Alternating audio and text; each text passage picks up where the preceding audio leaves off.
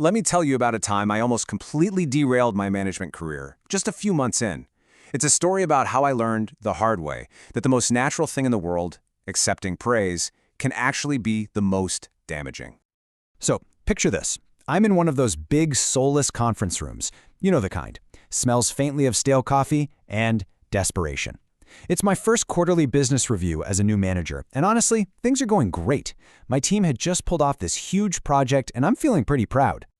And then my boss, Suresh, our VP of Engineering, gets up. He's pointing at a slide about our new payment gateway, and then he says it. He says, Arjun's leadership on this project has been exemplary. And just like that, every important head in that room turns to me. They're nodding. They're smiling. The CEO himself chimes in, "Excellent work, Arjun." It was this warm wave of validation, you know? In the corporate world, this is basically the equivalent of getting a standing ovation. I'm trying to look all humble, but inside, my ego is taking a victory lap. And my brain is just firing on all cylinders, telling me, yes, this is it. This is what being a leader feels like. You steered the ship, you earned this. I think I mumbled something about a team effort, but come on, let's be real. It was an afterthought. The praise felt like it was for me. And then, a few hours later, pop, the bubble bursts. I'm walking past the cafeteria, and I overhear two of my best engineers, Samir and Neha. I hear my name, and then I hear that. And it just stops me in my tracks. Because, well, they weren't wrong. I hadn't written a single line of code. After that, the entire vibe on the team just got weird, you know? It was that professional, chilly kind of quiet where you know something is deeply wrong. So I figured, hey, I'll take them to lunch, which of course turned into the most awkward meal of my entire life. The silence was so loud you could hear the forks clinking from across the room. So finally, I just had to ask what was going on. And Neha, who is incredibly brave, just lays it all out. She explains that from leadership's perspective, it looks like I was the hero who delivered the project. They have no idea who actually did the work, who solved the problems. Leadership's view and the team's reality were on two different planets. And this is the line that just floored me. She wasn't yelling, she wasn't angry, she was just disappointed. And she said it made them feel invisible. Not like creative engineers, but like tools, like resources. Man, that is a gut punch for anyone who wants to be a good leader. Then Karthik jumped in, and he made it even more real. This wasn't just about hurt feelings. This was about their careers. He said when promotion time comes around, who do you think leadership remembers? The person whose name was up on that slide? By soaking up all that credit, I was basically putting a ceiling on their growth. I felt completely sick. I apologized, but I knew words weren't going to cut it. So I went to my mentor, Kavita. She's this amazing senior manager who always seemed to have this secret playbook. I told her the whole cringy story, and she just smiled. It was this knowing smile that said, welcome to the club. You've just stumbled on a very important, painful lesson. And then she tells me she learned this exact same lesson, the exact same way, the hard way. She'd lost her absolute best engineer, who told her on his way out, working for you won't help my career because you take all the visibility. Oof, that one conversation changed everything for her. She called what she learned the spotlight rule, and it's so simple, but it changes everything. Your job as a manager isn't to be a sponge that soaks up praise.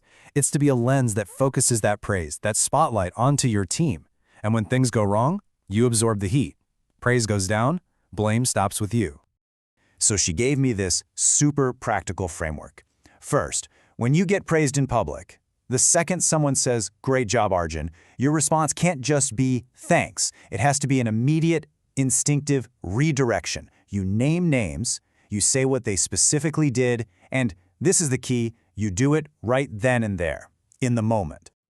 And it's not just about what you say in meetings, it's about everything. When you're sending an email, you hit reply all to give public credit. In your weekly status updates, you don't say we did this, you say Neha did this. Better yet, get your team members to present their own work. Your whole job shifts to creating stages for them to shine on. Okay, so now I had the playbook. I knew what I had to do. Just saying sorry wasn't going to fix this. My team needed to see me put this into action, to prove I was serious about making them visible. So I walked back to my desk, and I drafted an email to the entire leadership team who was in that review. I spelled it out, I named Karthik, Neha, Samir, Priya, and Rahul, and I described exactly what brilliant things each of them had done. And I made it clear my job was just to coordinate. Hitting send on that email was one of the scariest moments of my career. And you know what? The reply from my boss, Suresh, was almost instant. He replied to everyone and said, "Thanks for the breakdown. Great team you've built." He didn't see weakness. He didn't think I did nothing. He saw that I had built a team of superstars. And that was the whole point. But the real change, the important change, was with my team.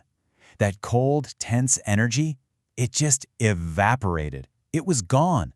And what replaced it was better than what we had before. It was trust. They saw I was in their corner, that I was invested in their careers, not just my own. And that whole experience taught me this really powerful, totally counterintuitive thing about leadership. It's something Kavita called the credit paradox. And here's the paradox in a nutshell. Trying to grab all the credit for yourself doesn't make you look powerful. It makes you look small and insecure. But when you generously, specifically, and publicly give credit away to your team, you look like a real leader, a confident one. This changes how you even talk about what you do. Your accomplishment isn't, "I delivered a payment gateway." Your accomplishment is, "I developed 3 engineers into senior roles." Your success as a manager isn't the work your team ships, it's the people your team becomes. The work is just the proof. And if you need any more proof, this is a direct quote from Suresh's notes in my next performance review. It turns out, by making my team look great, I accidentally made myself look like a better leader. It's wild. Giving credit away is actually the best way to earn it. So I'll leave you with this question. That instinct to just say thank you when you get praised is so powerful, but a leader's real job is to fight that instinct and turn the spotlight around. So think about it. Right now, in your work, who are you making visible? Because their success, it turns out, is the greatest measure of your own.